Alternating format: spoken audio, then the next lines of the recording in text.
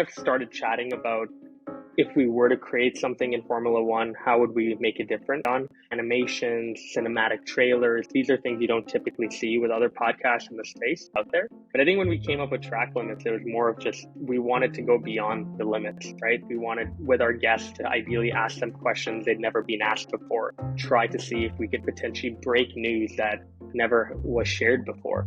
Hey everyone, welcome to Behind the Frames. Today I sat down with Swish Goswami, a serial entrepreneur who now serves as the CEO of Surf and the co-founder and co-host of Track Limits, a motorsports podcast focused on F1. I think it's quite humbling when you work alongside your best friends on a passion project. Like, we have our roles really, but there's no like CEO of Track Limits, right? So it feels a little bit less structured, which is nice. It kind of feels like anybody can come in, really make, a meaningful contribution. So whenever we look at an opportunity to travel somewhere, we obviously do think, okay, well, what are we getting back? What's the benefit here? This time we got to go to F1 Drive, their new go-karting area at Tottenham Spurs Stadium, first of its kind in the world. And for us to be able to be the first content creators in motorsport to be able to go there and race, shoot footage was very, very cool. And in my conversation with Swish, we talked about how Track Limits got started at the Montreal Grand Prix and the importance of building the right fit. We talked about the similarities and differences between building a media company versus building a software company. And last but not least, we talked about how Track Limits were able to build and scale a global audience and how the team actually have to manage other logistics between traveling between Netherlands, Germany, California, Montreal, Singapore to do all these interviews live. And welcome to my conversation with Swish.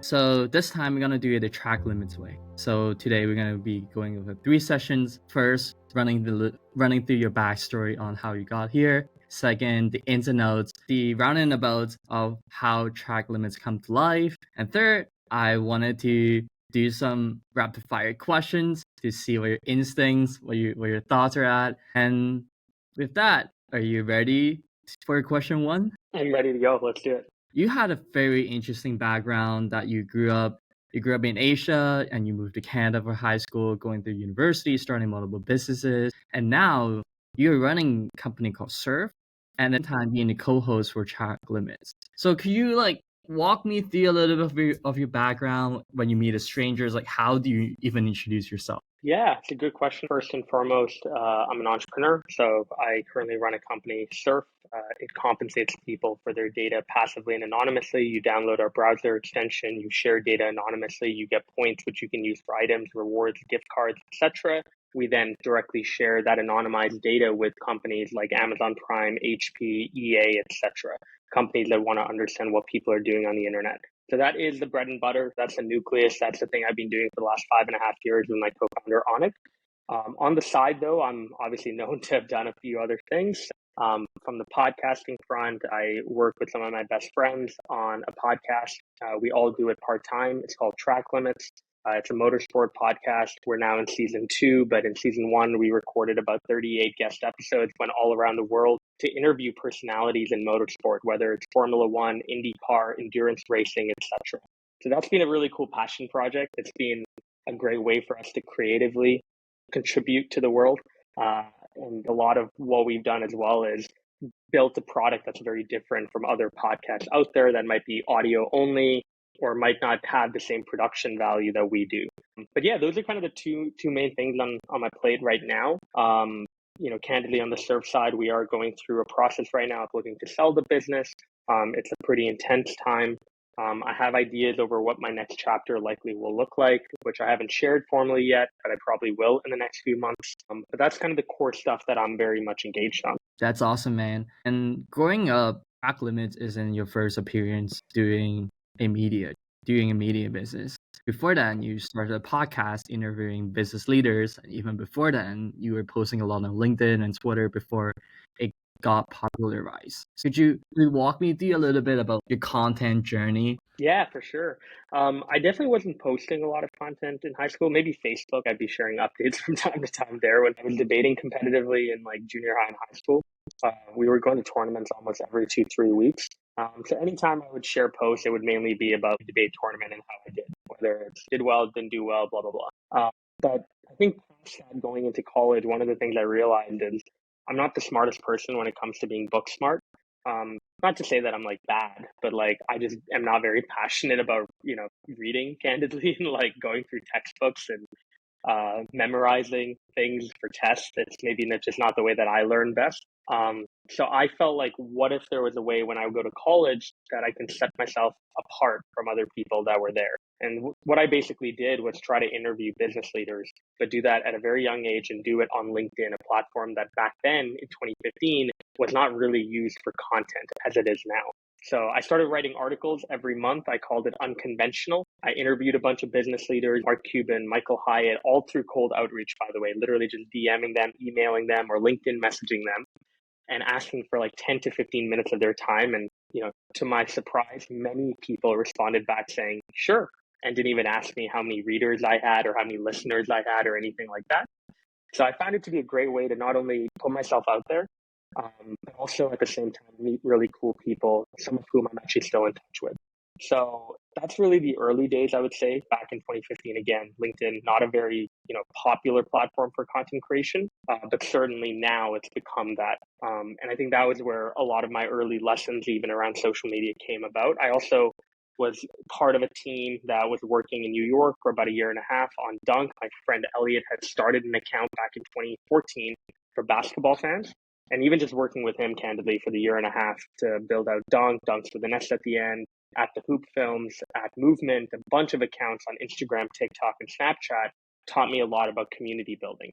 So that was really like the early foray that I had into content creation. Back to your point with learning, everyone has sort of their own different learning styles. Some could be by reading, some could be by watching. And I felt you're a big element of just like doing and hearing what other people have to say. So I think this is super cool.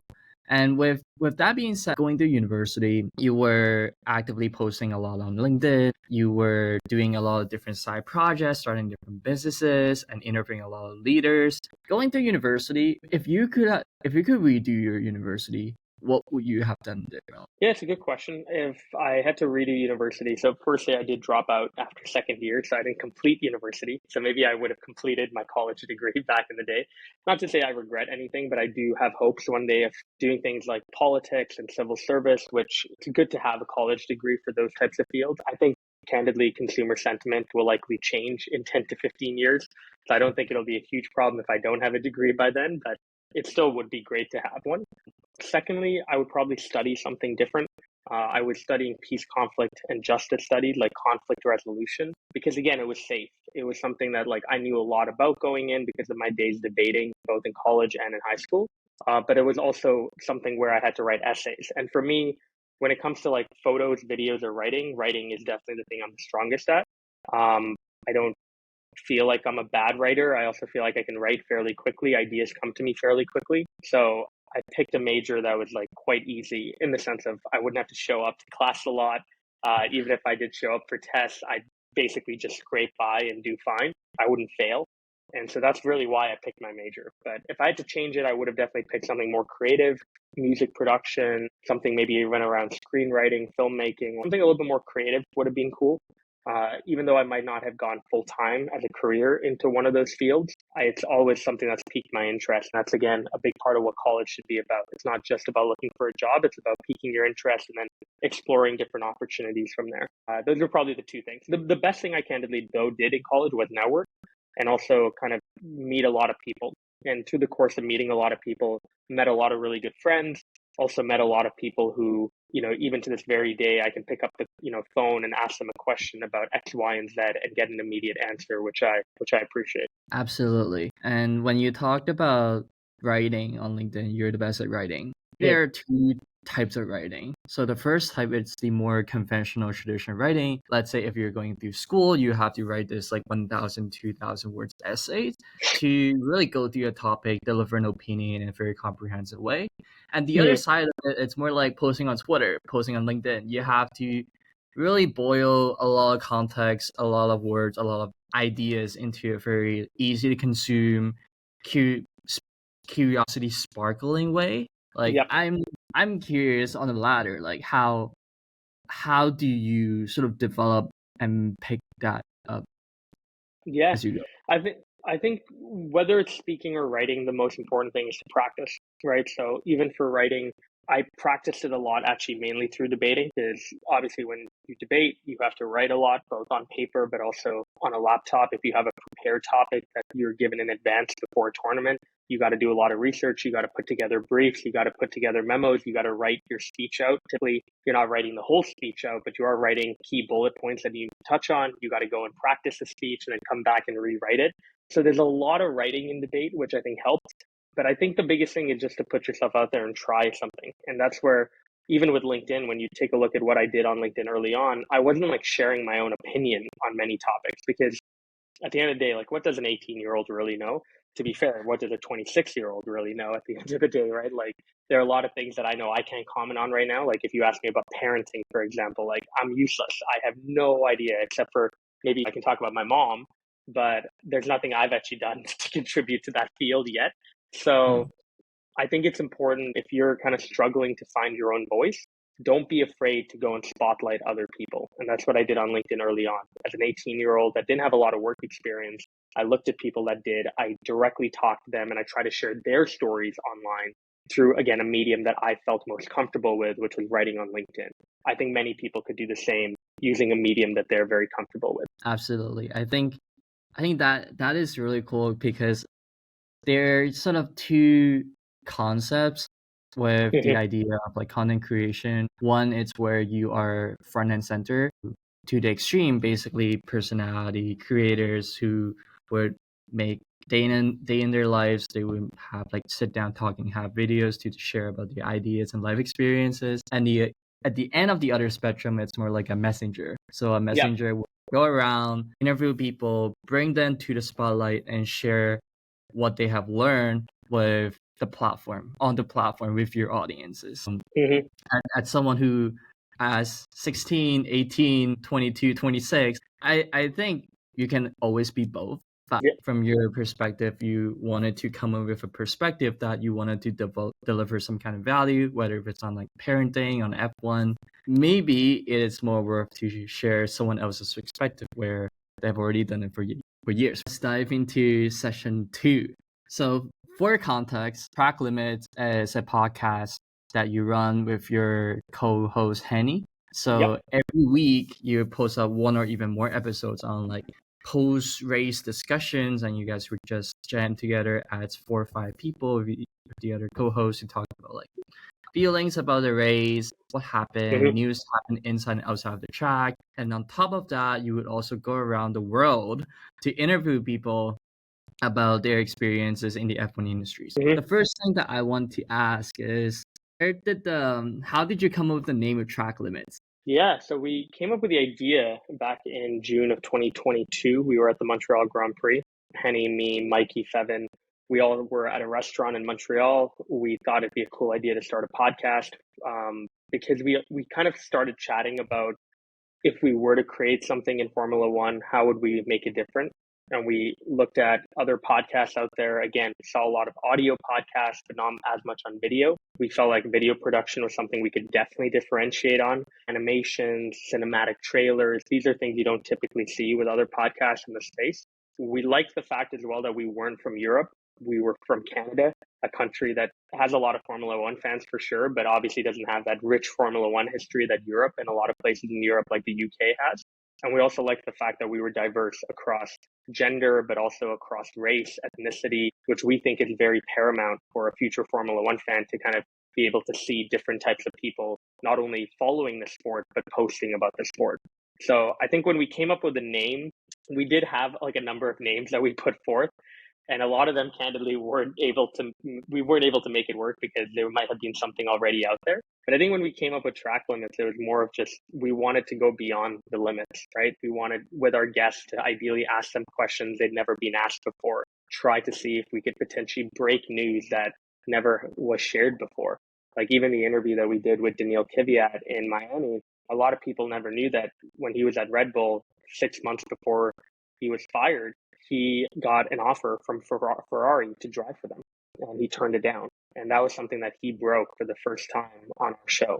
So that's kind of why I think we picked that name, is because, again, we wanted to not stay within track limits, but try to kind of go beyond it in terms of the kind of content that we were able to share. When it comes to starting a podcast, with all your friends that you already know at the time, or it's Henny's mutual, Yep. how did you develop the confidence that, okay, with these group of people, like this might be a big thing. Like I can trust them. They would be a great idea. How do you sort of convince yourself to commit to track limits in the beginning? Well, we all knew each other very well beforehand, right? So like Kenny and I have been best friends for, I don't know, 6, 7 years now. It's been a long time. And I've known him for a while.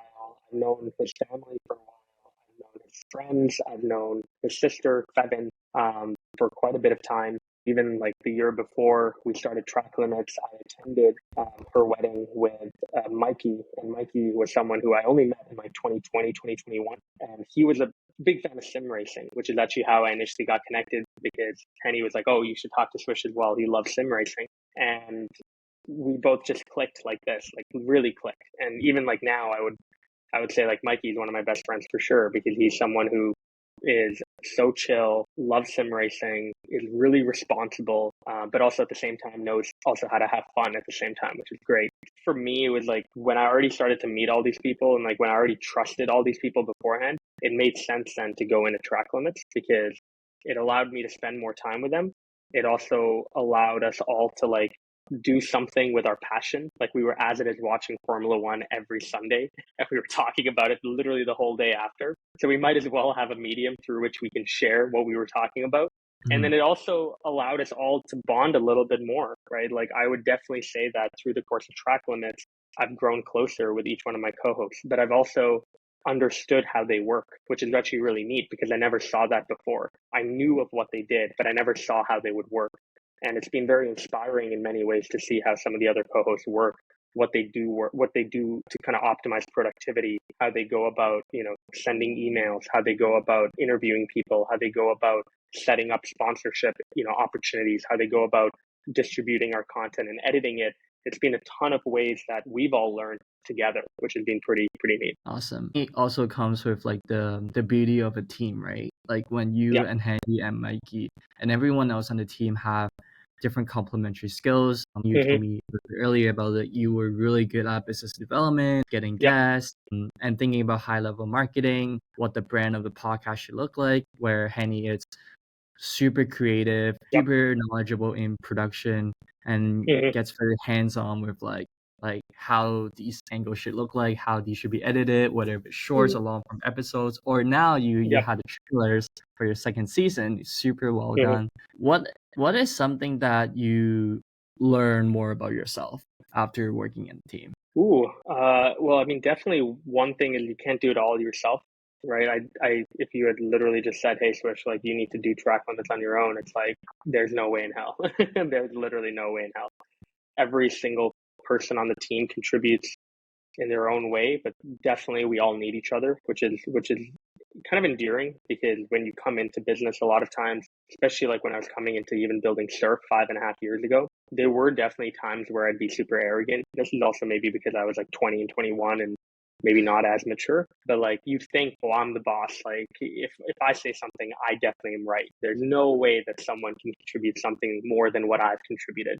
Versus I think it's quite humbling when you work alongside your best friends on a passion project like Track Limits, to really think like every idea matters. It's also worth noting, like even if like Fevin or Mikey, even if they have an idea for a guest and a guest that we should get, I'm going to listen to them. Even if I have an idea around editing a video a certain way, like Henny's very responsive to say, oh, I actually like that idea, or oh, here, I don't like that idea, but let's test it out next time.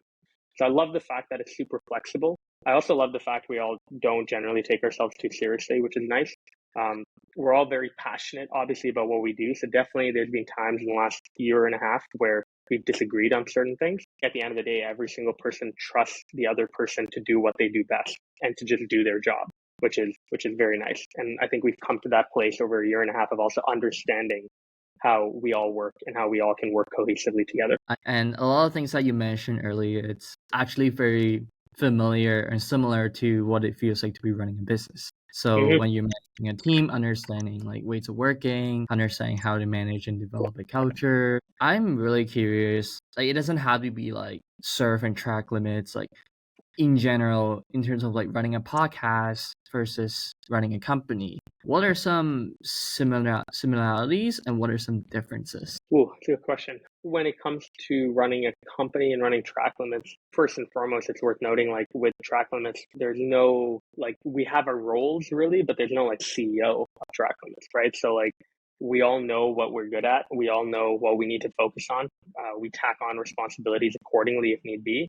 But I think like it's a passion project at the end of the day. So it feels a little bit less structured, which is nice. Kind of feels like anybody can come in, really make, a meaningful contribution, walk away feeling like there's no like chain of command, if you will. Like, sure, there's some people who need to report to people. Like we have editors and we have graphic designers that report to Henny.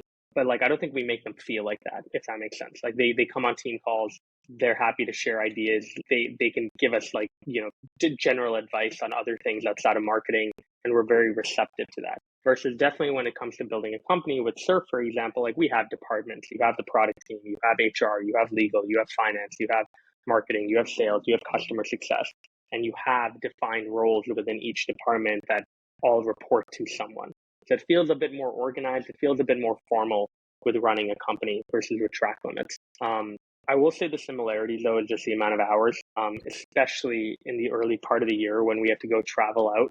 And we're recording, I think this year, in the start of the year, we recorded like 23, 24 pre-recorded guest episodes already. It's a ton of work having to look through all the questions, edit the questions, go and like do the actual shoot, which includes setting up camera, setting up the audio, sitting down, doing the interview, taking all of it down. Literally, we come back and Henny immediately plugs in the SD cards, transfers the footage over to the editors.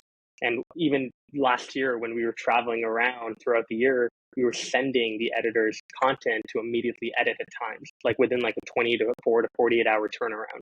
So it's a ton of work. You got to be super passionate about it. And that's a similarity with building a company as well. If you're not passionate about it, at a certain point, it will burn you out or it'll make you rethink kind of how much do you really want it. I wanted to tap into the travel element of track limits because I think this is by far, or if not, one of the biggest differentiators for the podcast is that if you think about F1 as a sport, it spans around the globe and you have races from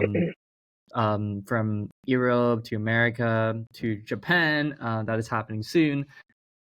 You would dedicate and travel to almost every single country wherever the guest is located. So you have been to you have been to UK, you have been to California, you have been to Montreal, you have been to Singapore, you've been to most of the races the countryside take place. How do you manage the travel element, like from like a cost benefit? Do you look at it from like a cost benefit lens, saying like, okay, this may be worth traveling to and this may not be? Like, how do you think about it? Yeah, no, we definitely look at it from a cost benefit analysis. Obviously, traveling is expensive. I think the key thing many people don't realize is even with track limits, like, yeah, we've had a few sponsors come here and there, but the majority, like the vast majority of the expenses are being paid for by the core team. So me, Henny, Mikey, and Seven are the ones that are actively paying for production, studio bookings, travel, accommodation, all of that. So whenever we look at an opportunity to travel somewhere, we obviously do think, okay, well, what are we getting back? What's the benefit here? And the core benefit can't just be like, oh, we get to go and enjoy a race. Because yeah, we love that fact and that is nice to be able to enjoy a race. But if we're going to spend money to go across the world and travel and pick accommodations and even potentially take time off our full-time work we want to make sure that it's truly worth it. So that typically means content. Can we potentially get access to certain people to interview them while we're out there? Can we record content that's different? I think in London this time we got to go to F1 Drive, their new go-karting area at Tottenham Spurs Stadium. It's like a licensed F1 go-karting track, the first of its kind in the world. And for us to be able to be the first influencers, quote unquote, that's what they called it, whatever, content creators, for us to be the first content creators in motorsport to be able to go there, race, shoot footage was very, very cool. So that's the type of stuff we're looking for. Content that, again, allows us to be different, gives us access to personalities we've never met or interviewed before. That's the stuff we're looking for when we decide where to travel to. When you think about the idea of building the podcast, a lot of it comes down to the very original first principle thinking, like same with building a business, building audience on LinkedIn. Like how do I reach more people? Where do I need to be? What kind of content do I want to put up? And so far, like Track Limits has, I mentioned at the very beginning, you have the discussion oriented podcast, you have the interview podcast, and on TikTok and YouTube Shorts, you also have these little vertical clips on skits or like short interviews or like funny jokes and clips from podcasts. So I'm curious in terms of that, and like how do you think about, let's say, if you have a limited amount of resource, like what would the platform look like? It's a good question. We have a lot of plans this year around where we want to take Track Limits. We've, in season 1, did a good job of just rolling out a bunch of episodes, getting our name out there. Production quality was great. Some of the guests we had were massive, like Gunter Steiner, Zach Brown, Callum Nicholas, Daniil Kvyat, Nicholas Todt, Juan Carrera, like Mario Zola, a bunch of really cool people in the field of motorsport. This year, we obviously wanted to continue to get big guests on, but we wanted to also at the same time be a little bit more different. So along with the podcast now, we released our merch, for example. It's taken about 6-7 months to get to that point, but we cared a lot about the quality of the merch itself. And even right now, we're trying to figure out what the next collection could look like. And we're trying to see, okay, what did well in collection 1? What can we replicate? What do we want to change up? How do we make our merch different from any other piece of merch out there? That's number 1. Number 2 is looking at other countries as well. We want to expand access for people in other countries that might not speak English to hear Track Limits and to really engage with our content, which I think is awesome. Thirdly, we're looking at creators and trying to think, okay, well, we have people like Ethan Woody, for example, who's a creator and posts pretty much twice a week on Track Limits as a Track Limits creator. Can we bring on more creators? Can we bring on different types of creators across gender, across ethnicity and race and geography, the same way that we want it to be different in terms of our core team? Can we emulate that in terms of the creators that we bring on to create content for our page? And then I think finally, we're also quite interested generally in seeing how we can branch out, right? So F1 obviously is the most popular motorsport by a pretty significant margin, but there are other motorsports that are growing quite quickly. Formula E, IMSA, if you look at endurance racing largely, NASCAR, IndyCar, MotoGP right now, which there's a big rumor that Liberty Media might buy them, which would be pretty incredible if they were able to intertwine F1 with MotoGP and kind of similar events throughout the calendar year. That's the type of stuff we want to also look at. So we've done interviews with guests for sure, but we haven't necessarily gone deep into those worlds to go to a race and meet people that run these sort of circuits and these sort of series. So that's definitely something as well that we want to look at doing. You said a lot about being more helping your podcast to be available for more people. So for example, it could be expanding the niches. It could be expanding the audience base by having different languages, because if you think about F1 as a sports, it has global audience. And when you talk about like expanding to Europe, it could mean by having more Spanish people to hear about it, French people to hear about it, or like Asian language to hear about it. That's a very cool direction, just thinking about it. And I wanted to sort of like flip the switch. If you look backwards, for the past season or so, what are some of the biggest factors that you think contributed to the growth of the channel? I think the guests for sure helped a lot. One other thing as well, actually, this season that we've done different from last season is we've tried to show our personalities a bit more. Last year, if you knew Track Limits, you probably knew us more for our guests than even just us. But I think now with race reflection episodes, we're actually sharing like viral clips or short form clips from those race reflection episodes.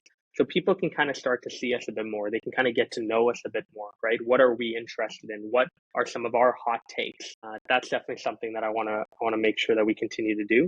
But yeah, last year for sure, I think what contributed primarily to the growth of the page was the guests. We're also, generally speaking, I think we have a good reputation in the space, and it's because we actually care about our reputation a lot. So like we meet people, we want to be genuine with them. If we meet people we like, we love to help them. We love introducing people in our network to each other. We've also thrown a bunch of watch parties in Toronto, so we can have a very close kind of relationship with our community that's based out of Toronto. So I think that's definitely something that helped us, especially with getting guests. When we got intros to guests that were huge, we obviously really appreciated those intros. But those intros were made because I think we made a good first impression, especially when we were interviewing people that would then introduce us to someone else. The reason they did that is because we'd show up, we'd send questions the day before, we'd ask for their feedback, we'd show up, we'd be on time, we'd have all our cameras and audio ready by the time they get there. We'd have a very professional but fun conversation. We'd give them a gift, we'd give them a card, we'd tell them thank you. Like, it's the small things really that count when it comes to building a relationship and showing someone that you genuinely care about what you're doing. And I want to hone into like when you talk about like reputation, it manifests in so many forms, right? Like with all the things that you mentioned, whether if it is like selecting the guest to be on the platform, whether if it's taking care of the recording from sending questions prior to the interview, asking good questions and keeping it fun during the interview, following up with gifts and thank yous after the interviews. You could also manifest yourself by like thinking about like, the sponsors that you want to bring onto the platform, the messages that you are sharing on social media. How do you clip your interview by not exploiting any or like having any misleading messages for the sake of like getting distribution? You're honing into the most authentic moments from the guests to help them build their brand as well. So I think these are like different ways for you to build your reputation. But I'm just curious, like, because I also do like a little podcast. I'm curious for you at the end when you finish your podcast, you said you would send them a thank you and a gift. Like, can you maybe walk me through like tactically? Like, let's say you finish editing or finish recording an episode at the studio with a principal. What happens after? Yeah, I mean, typically right after you're done, you'll ask them if you can take a few photos, and then we go and we give our gift. We have one standard gift we give to all of our guests. It's maple syrup from Canada, because a lot of them, we're proud Canadians, but we also love to show our culture in that very, very small way. We have a track limits kind of card that we've made. It's like it has our track limits car that we will all sign and we'll give to the guests. And then actually for some guests as well, we go a little bit over and beyond. We like literally ask their team beforehand, hey, like, what do they like? What can we give them? So with Zach Brown, we gave him cigars because his team was like, yeah, like he would really enjoy these. With Gunter Steiner, we gave him wine. Went to the wine store, bought some wine, gave it to him. So for some guests, we do try to give more personalized gifts as well that definitely can go a long way in showing that, you're thoughtful about that. Before we wrap session 2, I'm curious about Track Limit's online presence. So you mentioned a little bit about like doing some watch party in Toronto. Has there been any thoughts put into, okay, what if we do any like offline community events for the audience? What if we do any offline events for like other F1 creators?